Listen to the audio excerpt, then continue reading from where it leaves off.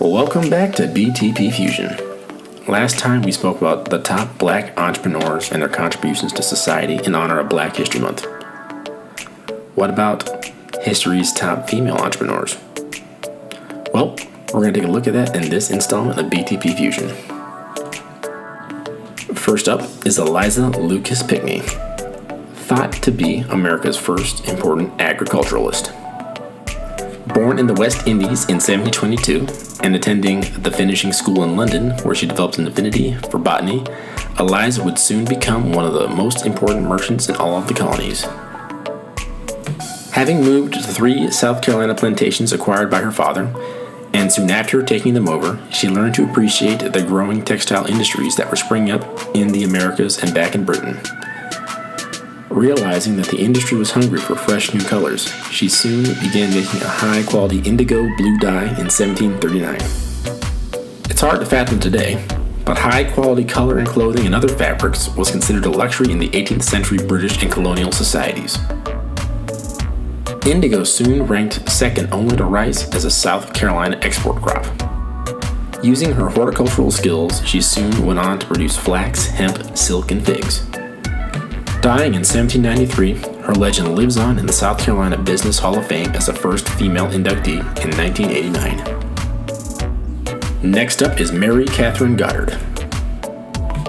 A native of New London, Connecticut, and later Providence, Rhode Island, Mary broke the glass ceilings of her day in the high-tech field of the time, printing, by becoming the first female publisher in America in 1766. The year prior, in 1775, she became America's first female postmaster in Baltimore, Maryland. Her most noteworthy accomplishment was printing the first copy of the Declaration of Independence that included the names of all the original signers. After being replaced as postmaster in 1789, she continued her work as a printer and bookseller until her death in 1816. Lydia Pinkham. Lydia probably would have fit right in with the social media environment of today.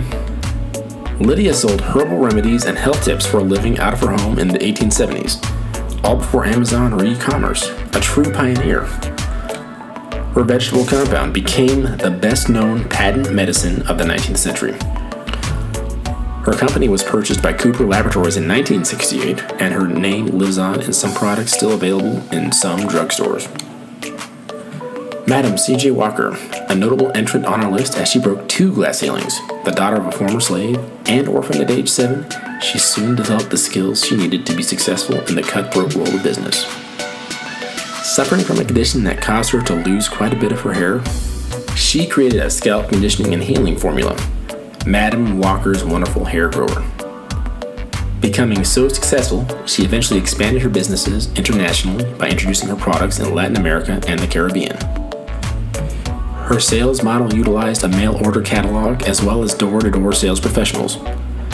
Walker sales agents earned anywhere from $5 to $15 per day, out-earning unskilled white wage earners who typically only make $11 a week.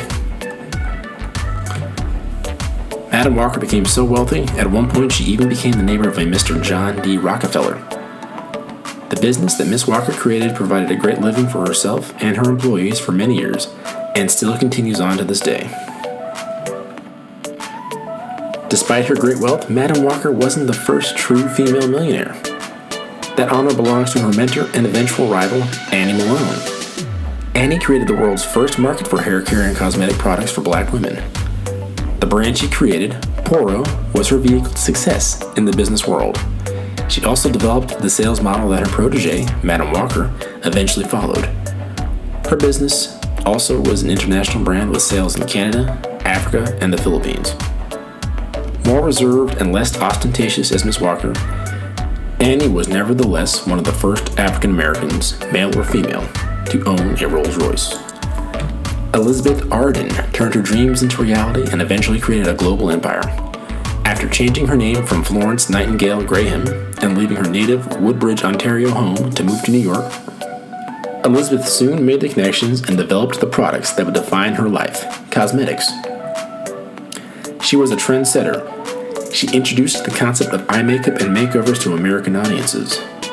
Her products became so well known they had similar name recognition as Singer sewing machines and Coca-Cola. A name you may recognize is that of Coco Chanel.